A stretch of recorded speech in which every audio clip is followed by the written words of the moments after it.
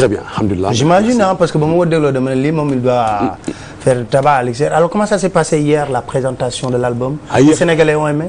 Ah oui, j'étais même surpris, c'était vraiment super bien, c'était plein, il y avait une très bonne ambiance, les gens ont beaucoup adoré, donc voilà, donc ça me donne encore une autre force pour pouvoir aller de l'avant. Parce que moi, il me donne je sais c'est important pour nous qu'on essaie de ramener la musique sénégalaise ailleurs. Mais pour ça, il faut vraiment être exigeant par toi-même. Exigeant, et il y a aussi beaucoup de boulot à faire dans la musique. La musique, c'est pas un truc que tu prends, tu joues comme ça, mais il y a vraiment tu as essayé de voir la couleur, l'esprit de l'album. Justement, qu'est-ce que vous allez conseiller aux jeunes qui font de la musique? Parce que de plus en plus, tout de suite alors c'est pas recherché, après ils vont verser ci affaire et puis clip yi da ngay gis tu n'as même pas besoin, tu vas voir les mêmes chanteurs, le même décor, le même truc, les mêmes arrangements. Parce que en fait maintenant il y a quelqu'un qui me disait que c'est juste 1 kilomètre, 10 kilomètres après depuis qu'il y a eu l'ordinateur pour pouvoir couper, décaler, comme on dit, la danse coupée, on coupe ici, on monte, c'est ça le montage en fait, couper, décaler, remettre ici, machin. Quand il y a eu des non-musiciens sont devenus des super milliardaires. Ah oui, des non-musiciens, des gens qui n'ont jamais touché de trucs, ils ont pris des samples, ce que j'appelle, parce que quand je parlais de samples, c'est des bouts de phrases, rythmiques, de batterie, de machin, truc. Ils ont fusionné, ils ont assemblé, ils ont fait des montages, ils ont vendu. Commercialement, ça rapporte gros, surtout via l'informatique. Alors, bon, en fait, ça a tué l'artiste, ça a tué beaucoup de choses, ça a tué la production, mais bon, si Louis, non, c'est faux. En plus, ce que je voulais dire, Balma, excuse-moi, derrière ces samples-là, c'est des grands musiciens de jazz qui sont derrière. Qui sont derrière, c'est sûr. Et qui ont, si tu veux, protégé leurs œuvres et tout. Bon, comme le Sénégal, c'est une petite entité, bon, ils vont pas poursuivre, ils sont en règle, pas vraiment faire un petit temps sur l'échiquier international, mais c'est des œuvres protégées et qu'on utilise comme bon nous semble. Oui, bien sûr. Très bien. Alors, je vais regarder, Régie, on va mettre le clip de Woz Kali, pour être précis. Woz Kali, on va regarder son clip Yehu Roti. Oui, Yehu Roti. Yehu Roti, cela veut dire quoi, juste? Yehu Roti, c'est un hommage à la femme rurale. Voilà, dem di yeewu suba teel di wuti ndox, donc tout ça, c'était un hommage à la femme rurale. Alors, on va regarder ce clip et puis revenir et clôturer en beauté cette partie. Hein. Vous êtes venu en retard, mais je pense que vous allez revenir. Ah, mais bien sûr, vous allez revenir. Et on aura le temps de... Désolé, vraiment. Il n'y a pas de souci. On va regarder les clips et puis revenir sur ce plateau.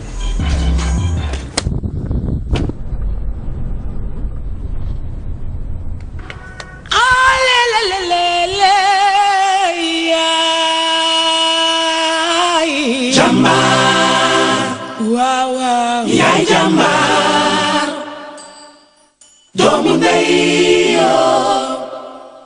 yaay jàmbaar yow fudu xalaat di law xel di werante ma jóg topp la gis fa ngay roote ak sori loole ndox bu tàngal la doon xalaat robinet buy xelli taxaw sangu doomu ndey massa massa coono lu ñu war a dox wuti ndox bu ñu noddee leenu jógoo jàppal ma yàlla juróom-ñetti yoon nga wax ko jaabante li metti na jàmbaar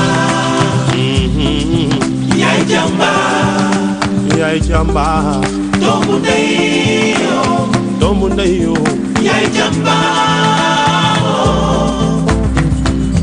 jaabante suba jaabante ngoon foo tollu di ree ngir yaay mën a togg ngir baay mën a sangu doomu ndey waaw góor nee naa la waaw góor dolli na la ngàcce ngaalaama yow mi amoo moroom neex nga deret ba kenn xamul sa coono budul woon yow yaay du togg baay du sangu waaw neex nga deret te kenn xamul sa coono bu dul woon yow waaw yaay du togg baay du jàpp bay dal julli waaw jàmbaar yaay jàmbaar loolu wóor na doomu ndey yaay jàmbaar yeewu wagi ku ko waxul doo ko xam masab coono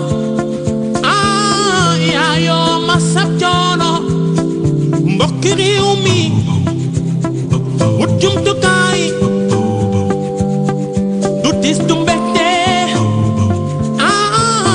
ko waxul woo doo ko xam sab coono ci àdduna yeena ma gane si tànk yóbbu doomu nay fas yéene naa jox ma loxo waaw waaw ñu jàppoo jàmbaar aw sa coono teggeeku yaay jàmbaar bés ni ki tey doomu day yéen naa ma mandi yaay jàmbaar ci yaa ka xale yaa ngi tasaare xam-xam yaa ngay wasaare mën-mën lii ñun la war budul ñun di kenn waaw waaw sa bëgg-bëgg ak sama yéene jàmbaar bay lu war jaar yaay jàmbaar waaw yaay jàmbaar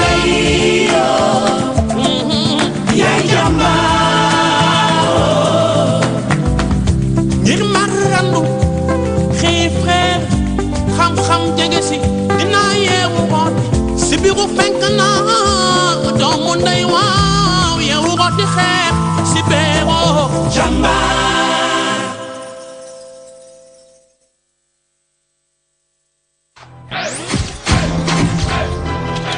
Voilà, c'est du magnifique, hein. Félicitations pour ça.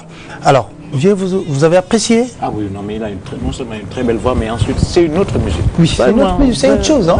Vraiment. Parce que quand j'ai écouté, j'ai passé toute la semaine avec l'album dans c'est autre chose, c'est quelque chose de magnifique. Moi, c'est ça que je défends, moi. Et c'est recherché. C'est ça que je défends. C'est recherché, ne pas tomber dans la facilité, voilà. Quoi. Mais c'était pas évident, hein. Non, oui, c'était pas évident, mais c'est surtout, c'est-à-dire, c'est-à-dire, il faut, ici, je trouve que les gens, ils veulent surtout être célèbre. Et ça sert à rien. Il faut faire ton boulot. Nous, on est des artistes, il faut faire simplement ton boulot d'artiste. Voilà, et ça, c'est important. Et c'est important. Et c'est parce que tu vois, c'est une vie tellement longue, donc il faut vraiment faire. Tu vois, donc c'est. Alors, votre dernier mot, parce qu'on clôturait juste pour les... Oui, pour dire que, comme pour continuer... Alors, on promet, ça aussi, il faut aller regarder Vieux Mac Faye. Pour mieux connaître Vieux Mac Faye, moi j'ai eu la chance de le fréquenter régulièrement. C'était tous les vendredis, avec quelque part où il jouait. Donc, c'est du bon, hein, surtout avec la reprise de certaines chansons. Que nous, à la limite, on a juste entendu, hein, mais on a entendu que c'est des chefs-d'œuvre, hein, mais ces reprises sont magnifiques. Par exemple, concernant ça, c'est un single, le nouveau de l'album qui va sortir, Inch'Allah, bientôt, très prochainement. Ça s'appelle Badolo. C'est un style afro-blues que je suis venu présenter. Parce que, toujours dans cette recherche, parce que la musique sénégalaise a deux trucs de taille, deux obstacles de taille, c'est-à-dire au niveau rythmique. Et d'autre part, surtout au niveau rythmique, nous avons un grand problème. Nous sommes les seuls à jouer de la musique sénégalaise dans le monde, à faire une musique sénégalaise dans le monde. Bon, ce sera difficile de vulgariser cette musique à travers le monde si nous n'avons pas les moyens. Absolument. Ça, c'est évident. Nous n'avons pas les moyens. C'est normal que quand des Sénégalais quittent le Sénégal pour aller vers l'extérieur, qu'ils jouent de la musique sénégalaise parce qu'ils ne savent pas faire autre chose. S'ils font autre chose, ils seront incompris. Donc, ils font de la musique pour les Sénégalais de l'extérieur. Alors, allez-y. Il y a tellement de choses à dire. Parlons un peu de votre single pour qu'on... Voilà, donc c'est l'afro-blues. C'est-à-dire que toujours dans cette recherche pour arriver à trouver un style binaire, ce que j'appelle. C'est-à-dire un rythme binaire compris par tous. Très bien. Important. Voilà. C'est important. Ouais, Voilà, vous donc, êtes là pour combien de temps? Jusqu'à lundi? Jusqu'à lundi et je pense je joue ce soir à Saint-Louis. À Saint-Louis. Donc je joue ce soir au Dessine, à Saint-Louis. Après demain, je suis au Just For You. Just For You. Voilà, voilà. Pour présenter l'album au Sénégalais. l'album. Alors je vous souhaite plein de succès, vous également. Je pense que l'album sera là et j'aurai l'opportunité de aussi vous inviter en live prestation pour que vous puissiez regarder ça et puis vous repartez. Vous êtes beaucoup plus basé à l'extérieur, hein? Oui, je suis quelqu'un qui est en France, mais je bouge beaucoup. Là, je vais même après au Salvador de Bahia. Ah. Donc, Voilà, vous pour vendre à la recherche musicale. C'est important. Alors, ouais. Bien, je vous remercie, éventuellement, je vous remercie et que je donne rendez-vous aux téléspectateurs samedi prochain pour une autre émission, Samedi Mac. On va aussi éplucher l'actualité avec le premier invité. Et deuxièmement, la deuxième partie est toujours réservée au monde de la culture. Hein. On parle de tout, de la musique, du cinéma et tout. Donc, je vous dis ciao et à samedi prochain, Inch'Allah. Allez, au revoir. Merci, Papa.